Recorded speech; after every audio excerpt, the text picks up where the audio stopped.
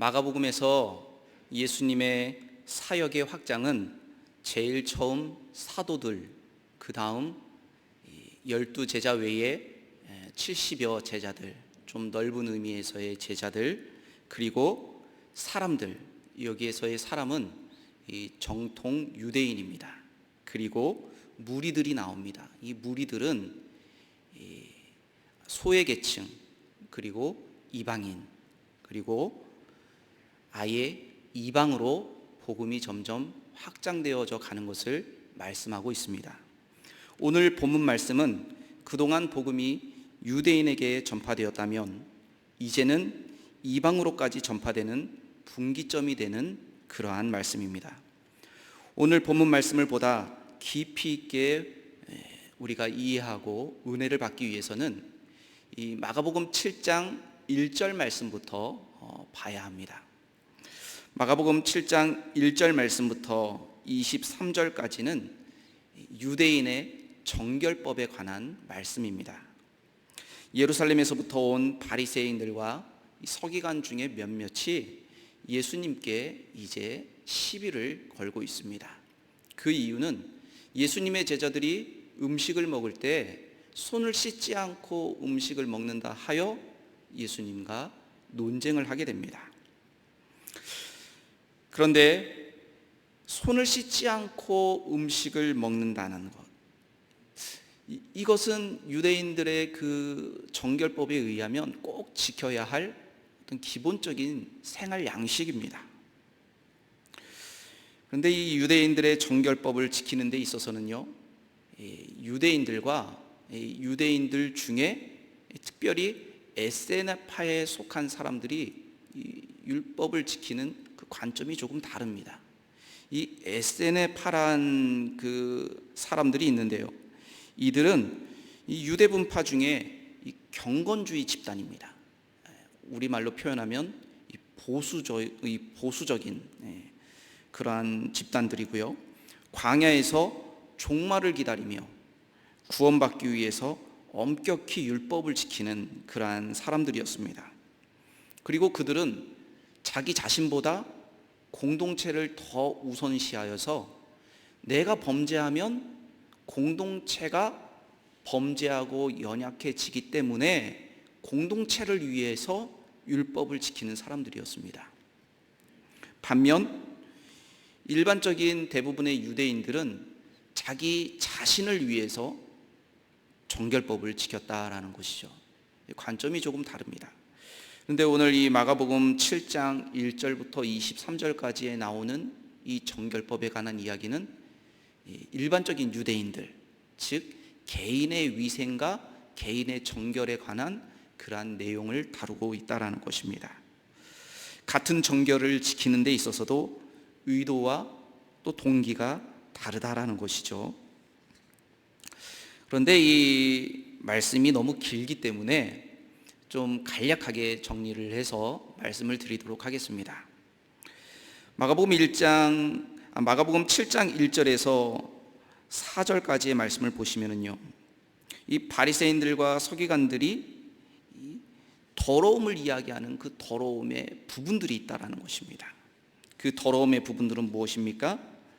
바리새인들과 모든 유대인들은 장로들의 전통을 지키어 손을 잘 씻지 않고서는 음식을 먹지 아니하며, 또 시장에서 돌아와서도 물을 뿌리지 않고서는 먹지 아니하며, 그 외에도 여러 가지를 지키어 오는 것이 있으니 잔과 주발과 놋그릇을 씻음이로라.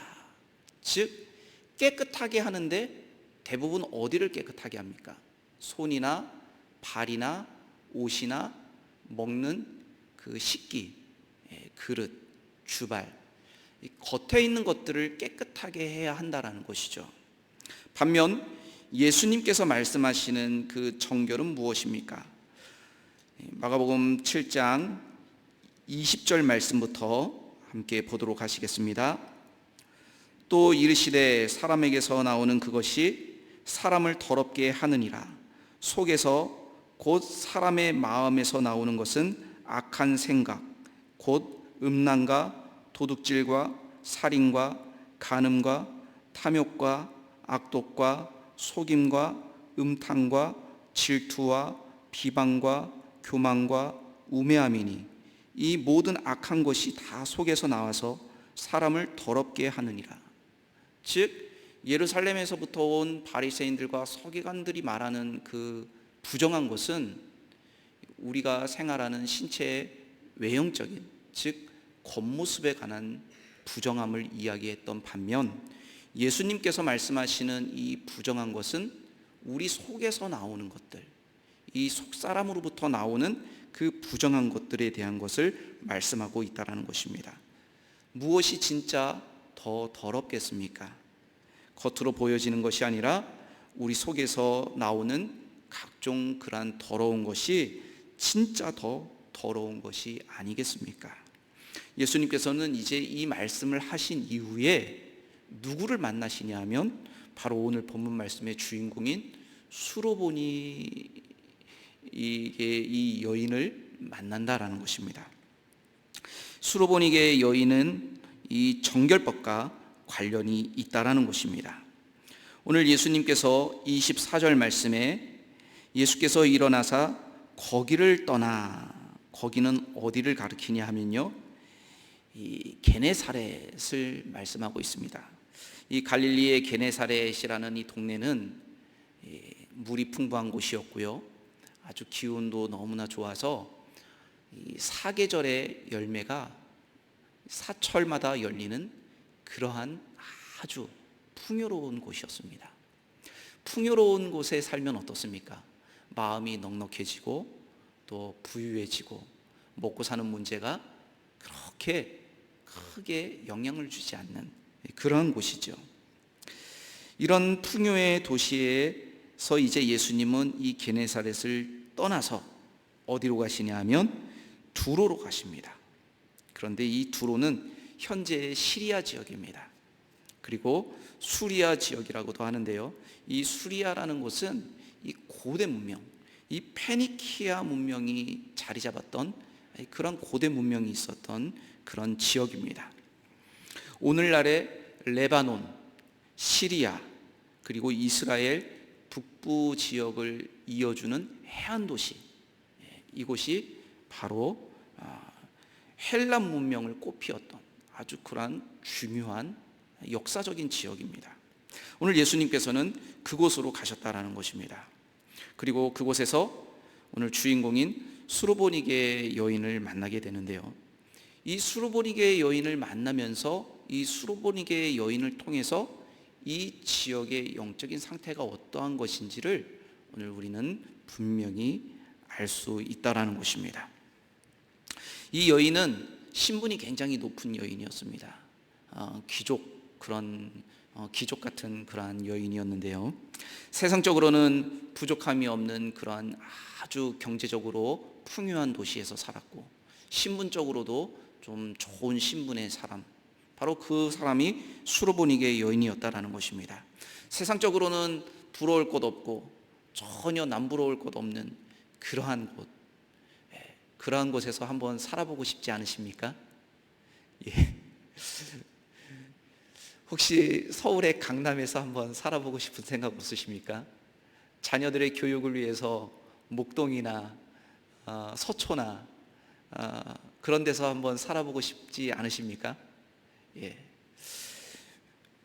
우리 속에 그런 곳에서 한번 살아보고 싶다라는 생각이 있을 겁니다. 예. 저도 있었습니다. 예. 그리고 그런 곳에서 살아봤습니다. 예. 부자들만 사는 아주 그런 부자 동네. 예. 옆에 청바지 입고 지나가시는 동네 아저씨인 줄 알았는데 10대 대기업의 CEO. 예, 그런 데서 한번 살아왔습니다. 그런데요, 중요한 것은 무엇이냐면요, 살아보기 전에는 이런 데서 살면 얼마나 좋을까, 정말 좋겠다. 예, 물론 좋은 부분이 없지 않아 있습니다. 그러나 어떻게 우리가 인생을 사는데 다 좋은 것만 있겠습니까? 나쁜 것도 있습니다. 예. 돈이 많으면 어려움이 없을 것처럼 그렇게 느껴지지만 그 속에 들어가면요, 더 어려움이 더 많습니다. 어떤 젊은 집사님께서 저에게 찾아와서 목사님 어떻게 합니까? 뭐를요? 저희 남편이 하루에 소주를 3병에서 5병을 마시지 않으면 잠을 잘 수가 없습니다. 새벽 2시까지 그렇게 술을 많이 먹고 나면 어떤 현상이 발생합니까? 술에 잔뜩 취해서 아내를 폭행하고 자녀들을 폭행하는 것이죠. 겉으로 보기에는 한 벤처 회사의 사장이고 남들 부럽지 않은 그러한 경제적인 규모를 가졌고 좋은 집과 좋은 차를 타고 다니며 그리고 자녀들의 교육을 최상으로 하는, 그렇지만 그 안에 실질적인 삶을 보면 골마 터졌다라는 것입니다. 이 여인도 그렇다라는 것이죠. 부자 동네였습니다. 경제적으로도 잘 살았습니다. 신분도 높은 신분이었습니다. 그러나 이 여인에게는 인생에 커다란 문제가 하나 있었습니다. 그것은 바로 그의 딸이 귀신이 들렸다라는 것입니다. 그것도 그냥 귀신이 아니라 더러운 귀신이 들렸다라는 것입니다. 이 여인이 가진 영적인 기근, 영적인 그 허기함, 그것을 잘 말씀해주고 있다는 것입니다. 그런데 이 여인이 예수님께 와서 어떻게 합니까? 25절 말씀입니다. 이에 더러운 귀신 들린 어린 딸을 둔 한 여자가 예수의 소문을 듣고 곧 와서 그 발 아래에 엎드리니, 예수님의 발 아래 엎드렸다라는 것입니다. 행동을 보면 예수님의 발 아래에 그냥 엎드린 것입니다. 그런데 이 엎드리다라는 단어는 그냥 우리가 그냥 엎드렸다라는 행동을 보여주는 그런 단어가 아닙니다. 실제 이 엎드리다라는 단어는 원문으로는 무릎을 꿇어 예배했다라는 단어입니다. 이 여인은 좋은 문명권 아래 좋은 혈통, 좋은 귀족, 잘 사는 그러한 아주 부유한 사람이었습니다. 그러나 그가 예수님께 지금 와서 예수님의 발 아래에 무릎을 꿇고 예수님께 예배하고 있다라는 것입니다. 예배란 무엇입니까? 태도가 중요하겠죠. 우리의 마음에서 어떠한 마음으로 하나님께 예배하고 있는지, 그 마음과 태도가 중요할 것입니다. 그런데 오늘 이 마가복음 말씀에는 그냥 이 여인이 예수님께 와서 무릎 꿇고 예배하고 있다 이렇게만 언급을 하고 있지만, 우리가 말씀한 곳을 더 한번 찾아보도록 하겠습니다. 마태복음 15장 21절에서 22절입니다. 마태복음 15장 21절에서 22절입니다.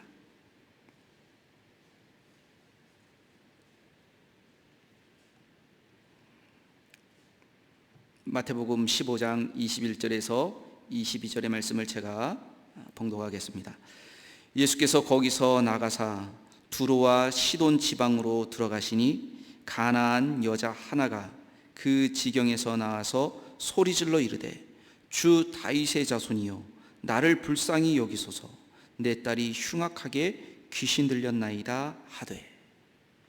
이 여인이 지금 예수님께 뭐라고 이야기하냐면 주 다윗의 자손이여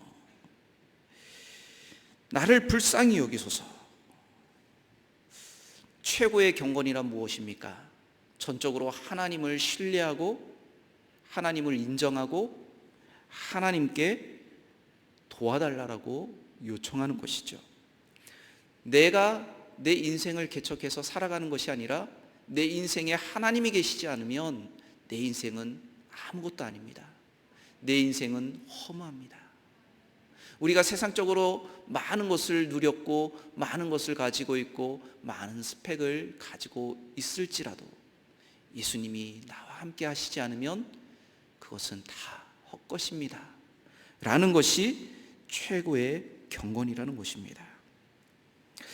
마태는 이 여인이 말한 문장을 언급합니다. 주 다윗의 자손이여 나를 불쌍히 여기소서. 그러자 마가복음 오늘 본문으로 다시 돌아오도록 하시겠습니다. 마가복음 7장 27절입니다. 마가복음 7장 27절에 예수께서 이르시되 자녀로 먼저 배불리 먹게 할지니 자녀의 떡을 취하여 개들에게 던짐이 마땅치 아니하니라. 예수님께서 이 마가복음 7장에 다른 본문에는 나오지 않는 아주 독특한 말씀과 독특한 행동들을 하십니다. 오늘 새벽 기도에 참석하신 성도님들은 오늘 새벽 기도 본문을 통해서 예수님의 그 독특한 행동이 무엇인지 아실 겁니다.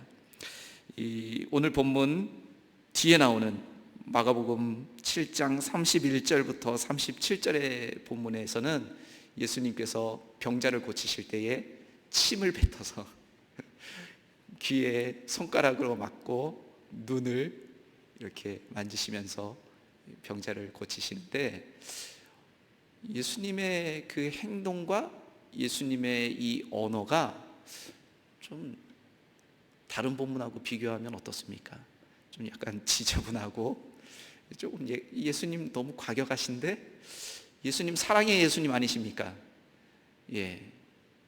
그런데 왜 예수님께서 이렇게 인정머리 없으시게 이렇게 과격하게 말씀을 하시느냐라는 것이죠.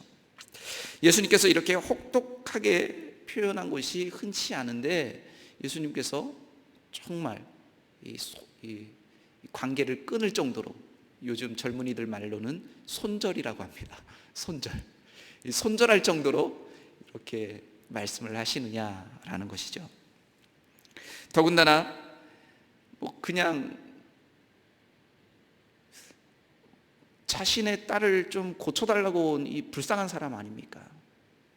그런 사람을 향해서 또 무릎까지 꿇고 예수님께 경배하고 예배하는 이 사람을 향해서 예수님께서 그렇게 냉혹하게 말씀하시느냐라는 것이죠. 여기에서 오늘 이 말씀을 좀 더 깊이 있게 보면요, 먼저 여기에서 자녀는 누구입니까? 27절에 자녀는 이스라엘 사람들이죠. 유대인들입니다. 그리고 개는 누구입니까? 개는 헬라인, 이방인들입니다. 중요한 것은 예수님의 말씀보다 이 여인의 반응이 중요한 것입니다. 예수님이 그렇게 말씀하셨을지라도 이 여인이 어떻게 반응하느냐를 보는 것이죠. 28절 말씀입니다. 여자가 대답하여 이르되 주여 올소이다마는 상 아래의 개들도 아이들이 먹던 부스러기를 먹나이다. 이 여인이 굉장히 언어의 달변가가 아니었을까 그런 생각을 합니다. 여기에서 개들은 누구냐면 이방인이라고 했죠. 그런데 이 개는 큰 개가 아니라, 큰 멍멍이가 아니라 작은 강아지입니다. 원문으로 아주 직설적으로 표현하면요,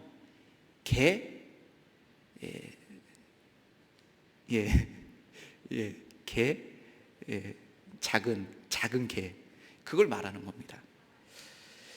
강아지. 그런데 이 강아지보다 더 원론적인 게 있죠. 개 새끼라고 하죠. 그 작은 강아지도 주인의 상에서 떨어지는 부스러기를 먹습니다 라는 것입니다. 그런데 이 말씀이 이제 마가복음 7장 1절에서 23절까지의 정결법과 연결이 됩니다.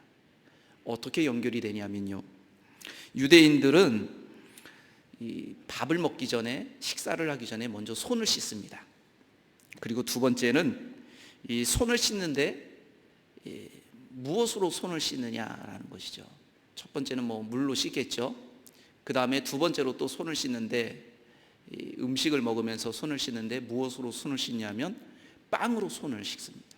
즉 빵으로 손을 닦아냅니다. 닦아서 그 닦아낸 빵은 어떻게 하냐면 바닥에 버립니다. 그러면 그 버려진 떡을 개들이 와서 먹는 것이죠. 누가복음에 거지 죽은 나사로가 부자의 집에서 그 떡을 먹으려고 늘 문 앞에 있었다라는 것입니다. 그런데 수로보니게 여인은 지금 이 이야기를 하는 것입니다. 자신을 개로 고백하는 것입니다. 맞습니다, 예수님. 제가 개입니다. 그렇지만 개도 주인의 상에서 떨어지는 그 부스러기를 먹지 않습니까? 그러니 저에게도 그 부스러기 주십시오 라는 것입니다. 이 여인의 영적인 공고함이 지금 어디까지 내려갔습니까? 더 이상 내려가려고 해도 내려갈 수가 없는 그곳까지, 그 바닥까지 내려갔다라는 것입니다. 여기에서 만약 나라면 예수님께서 나에게 개라고 말씀하셨다면, 내가 예수님께 개라고 이야기를 들었다면 어떻게 하시겠습니까? 한번 생각해 보시길 바랍니다. 그런 이야기를 듣고도, 내가 그런 이야기를 들으면서까지도 내가 예수님께 자비를 구할 수 있느냐라는 것입니다. 그런데 우리의 기본은 무엇입니까? 우리의 기초는 무엇입니까? 우리는 사망 안에 있던 사람들입니다. 죄와 율법과 저주의 그늘에서 죽을 수밖에 없는 그러한 존재였습니다. 그런 존재를 예수님께서, 우리가 예수님을 잘 믿어서 십자가를 지신 것이 아니라 이미 우리가 사망의 그늘 아래에 있을 때에, 사망의 권세 아래에 있을 때에 예수님이 우리를 위해서 십자가에서 죽으셨다는 것입니다. 세상에 의인을 위해서 죽는 사람들은 더러 있습니다. 그러나 죄인을 위해서 죽을 사람이 어디 있겠습니까? 그러나 예수님께서는 우리가 죄인 되었을 때에 우리를 구원하시기 위해서 십자가를 지셨다는 것입니다. 이 여인이 예수님 앞에서 얼마나 절절하게 긍휼과 자비를 구했는지 이 여인의 상태가 가장 거룩한 상태가 되었습니다. 이방인이었습니다. 당시에 인구의 숫자에 포함시키지 않는 여자였습니다. 그러나 이 수르보니게 여인은 그의 믿음의 고백을 통하여 가장 거룩하고 정결하며 예수님 앞에서 가장 거룩하고 정결한 상태가 되었다는 것입니다. 당시 유대인들은 이방인을 개라고 인식했고 개라고 불렀습니다. 사람 취급도 하지 않았습니다.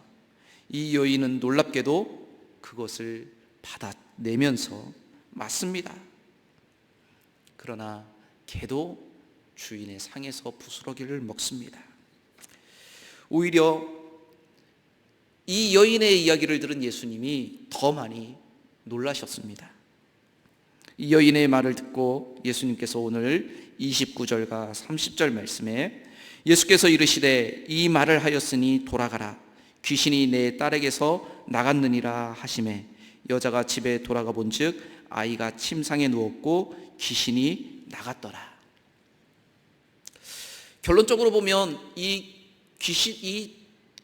딸이 귀신이 들렸는데 이 귀신 들린 이 문제가 딸의 문제였을까요? 이 엄마의 문제였을까요? 오늘 이 본문에는 딸은 등장하지 않습니다.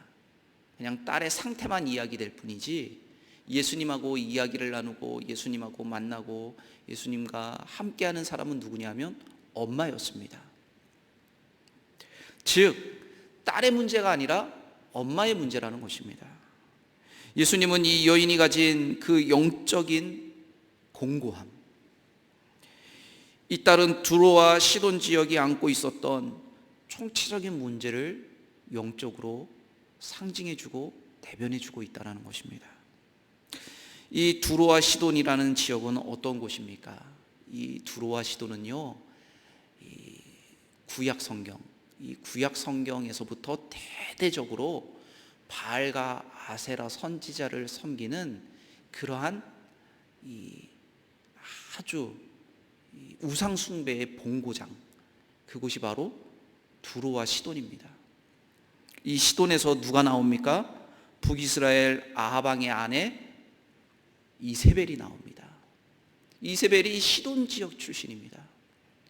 그리고 이 두로와 시돈을 무엇이라고 표현하냐면요, 옛 바알이라고 표현합니다.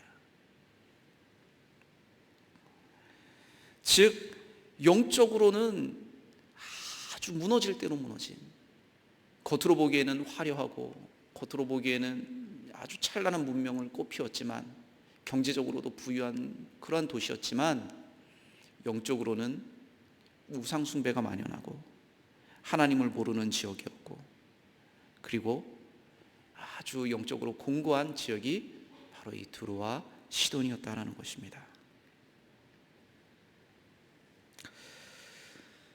이 여인은 예수님의 정결법에 의하면 진정으로 이제 거룩하게 되었습니다. 정결한 자가 되었습니다.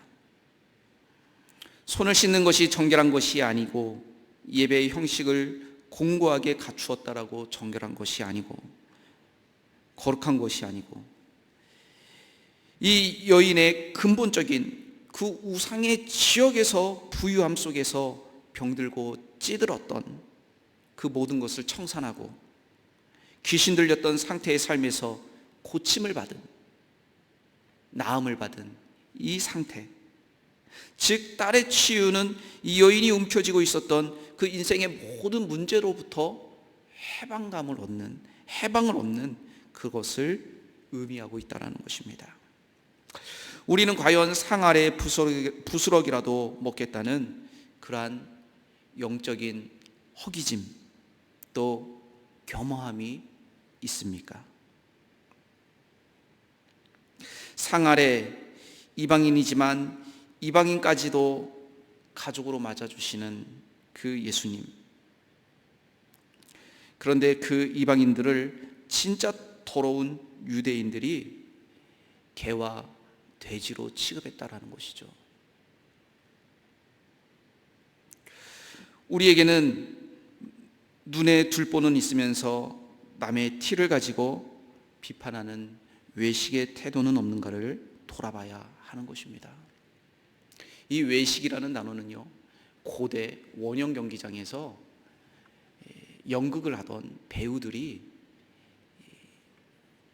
얼굴에 분칠을 합니다. 그리고 더 잘 보이게 하기 위해서 화려한 옷을 입고, 또 때로는 가면도 씁니다. 그것을 외식이라고 합니다.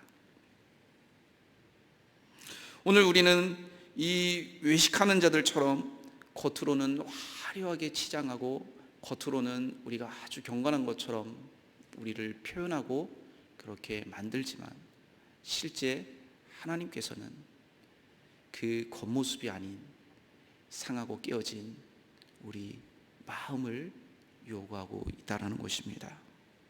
다시 한번 오늘 말씀을 통하여 이 수르보니게 여인처럼 우리의 마음을 내려놓고, 주님의 말씀 아래 우리의 마음을 내려놓고 다시금 주님의 도우심과 또 주님의 은혜를 구하는 그러한 우리의 삶이 되었으면 좋겠습니다.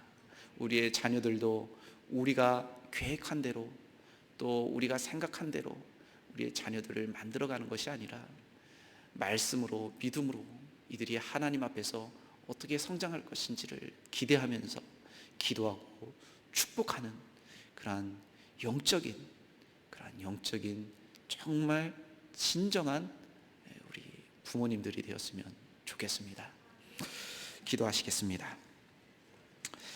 거룩하신 하나님, 오늘 말씀을 통하여 우리의 마음을 주님 앞에 내어놓습니다. 그리고 주님의 말씀 아래 우리의 마음을 내려놓고 주님의 도우심과 은혜를 간구하기를 원합니다. 하나님, 우리가 세상적으로는 다 가졌을지라도 하나님, 우리의 심령이, 우리의 영적인 상태가 어떠한지를 돌아보게 하옵소서.